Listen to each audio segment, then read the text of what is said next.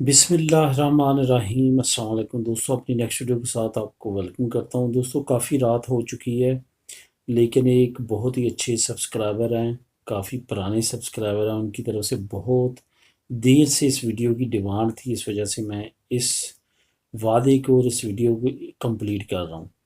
تو اس ویڈیو میں کافی اہم انفارمیشن آپ لوگوں کے ساتھ میں شیئر کروں گا۔ اس ویڈیو کو مین بنانے کا مقصد یہ ہے کہ آپ لوگوں کو یہ بتا سکوں کہ آنے والے وقت میں اگر کوئی بھی پیرنٹس، کوئی بھی والدین یہ اقدام اٹھانا چاہتے ہیں جو اس ویڈیو میں انفارمیشن دوں گا، تو آپ نے سوچ سمجھ کے ان تمام چیزوں کو ذہن میں رکھتے ہوئے یہ سٹیپس اٹھانے ہیں۔ جن کے کہنے پہ میں یہ ویڈیو بنا رہا ہوں وہ سٹیپ لے چکے ہیں اپنے بچوں کو یو کے میں پڑھانے کا، کیونکہ اب بریکسٹ ہو چکا ہے، اب ٹوٹلی طور پہ قوانین چینج ہو چکے ہیں، اب پہلے والے قوانین نہیں رہے۔ اس وجہ سے تمام چیزوں کو مد نظر رکھتے ہوئے، اپنے فیوچر کو مد نظر رکھتے ہوئے آپ نے یہ تمام اقدامات کرنے ہیں۔ سب سے پہلے تو آپ کو بتاتا چلوں کہ آپ 1 سال سے لے کے جو ہے 4 سال تک کے بچوں کو وہاں پہ اسٹوڈنٹ ویزے کے لیے نہیں بھیج سکتے، خواہ آپ خود جائیں یا نہ جائیں، لیکن الاؤ نہیں ہے۔ 4 سال سے 11 سال کی عمر تک کے لیے اگر آپ بچوں کے وہاں پہ اسٹڈی کے لیے بھیجنا چاہتے ہیں تو آپ کو ایک گارڈین جو ہے وہ مختص کرنا پڑے گا، یعنی کہ گارڈین ایز اے پیرنٹ یا as a controller, as a incharge یا ایز اے نگہبان جسے ہم اپنے الفاظ میں کہہ سکتے ہیں، وہ ان بچوں پہ رہے گا یا اس بچے پہ رہے گا، تو پھر وہ وہاں پہ اپنی اسٹڈی بائی لا کمپلیٹ کر سکتا ہے۔ گارڈین کون بن سکتا ہے؟ سب سے پہلے حکومت کہتی ہے کہ کوئی رشتہ دار ہو جو یو کے میں رہتا ہو وہ بن سکتا ہے۔ اس کے بعد وہاں پہ پرائیویٹ فرمیں ہیں جو گارڈین شپ آپ کے ساتھ کرتی ہیں اور آپ کے بچے کو گارڈین شپ دیتی ہیں۔ اس کے بعد اسکول جہاں پہ اس کو آپ پڑھنے کے لیے بھیجتے ہیں وہ بھی گارڈین شپ جو ہے وہ الاؤ کرتے ہیں اور آفر کرتے ہیں آپ کو۔ اور چوتھی صورت ہے اگر آپ خود جانا چاہیں اپنے بچے کے ساتھ ایز اے گارڈین۔ اب بات کریں گے ہم اس ویڈیو میں اگر خود جانا چاہیں تو اس پہ رول ریگولیشن کیا ہے۔ سب سے پہلے تو آپ کو بتاتا چلوں کہ جب آپ کے بچے کا ویزا لگ جائے گا یا بچوں کا ویزا لگ جائے گا، وہ 4 سال سے 11 سال کے درمیان ہونی چاہیے۔ اس کے ساتھ ساتھ یہ ضروری ہے کہ آپ والدین میں سے ایک ایز اے گارڈین جا سکتا ہے، دونوں ایز اے گارڈین نہیں جا سکتے۔ اس بات کو بھی مد نظر رکھنا ہے کہ بچوں کے ساتھ صرف اور صرف ایک والد کا یا والدہ کا ویزا لگے گا، ادروائز وہ نہیں جا سکیں گے۔ اس کے بعد دوسری اہم ریکوائرمنٹ ہے کہ منی، پیسے جو اسٹڈی آپ وہاں پہ اس سے کروانا چاہتے ہیں، اس کی فیسز، وہاں پہ ایکسپینسز، جس گارڈین نے جانا ہے اس کے ایکسپینسز، یہ تمام چیزیں آپ کو شو اپ کروانا پڑیں گی۔ اس کے بعد وہاں پہ آپ نے اپنا گھر رہائش جہاں پہ آپ نے رہنا ہے وہ آپ نے شو اپ کرنا ہے۔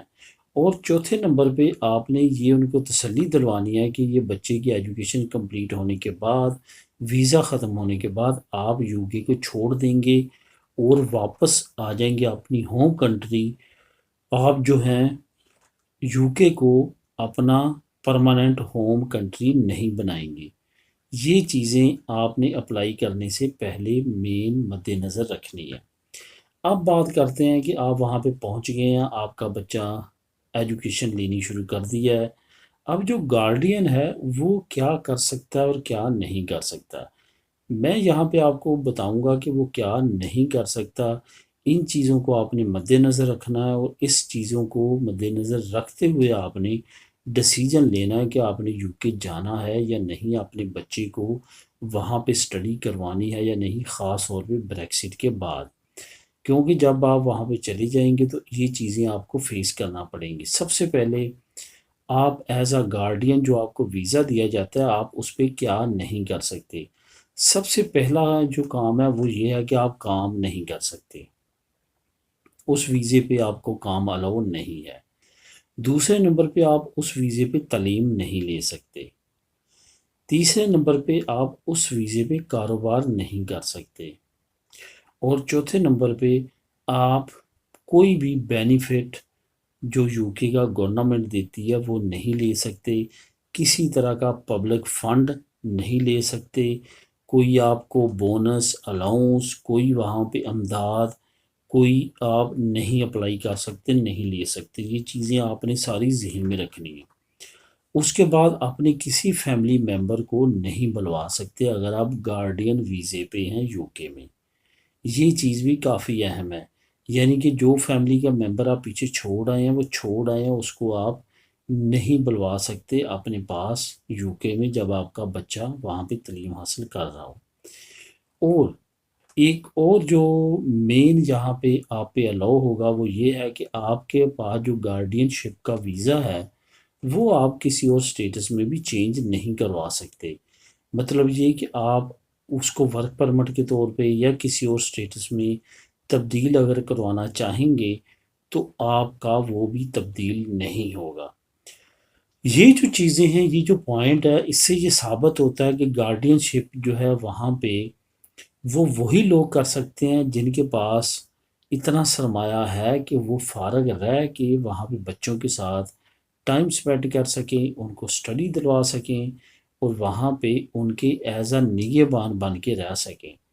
اگر آپ چاہتے ہیں کہ آپ وہاں پہ بچوں کے ساتھ جائیں اور آپ کو وہاں پہ سٹیٹس ملے اور اس کے بعد آپ وہاں پہ کام شروع کریں، کوئی کاروبار شروع کریں یا کوئی اور ایسا سٹیٹس لینے کے بعد پیچھے سے اپنے دوسرے بچوں کو یا اپنی بیوی کو یا بیوی خامد کو بلائے، تو ایسا ممکن نہیں ہے اس ویزے پہ۔ خاص طور پہ جو گارڈین شپ کا ویزا ہے یہ بالکل بھی الاؤ نہیں کرتا۔ اس کی مزید ڈیٹیل جو ہے وہ میں آپ کو نیچے ڈسکرپشن میں لنک بھی دے دیتا ہوں، جو کہ ہوم آفس کا سرکاری ویب سائٹ کا لنک ہے۔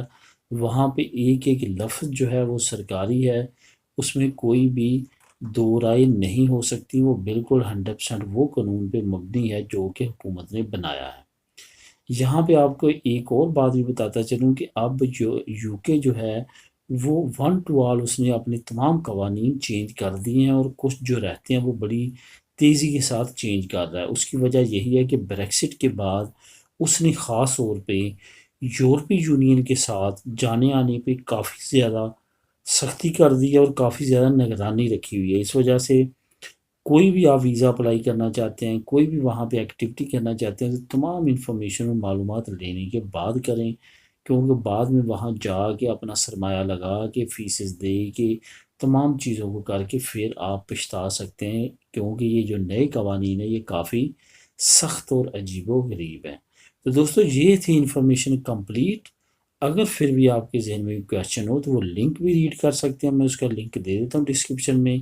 پھر بھی آپ کے ذہن میں ہو تو کمنٹ بھی کر سکتے ہیں۔ ملیں گے نیکسٹ ویڈیو میں نئی انفارمیشن کے ساتھ۔ اللہ حافظ۔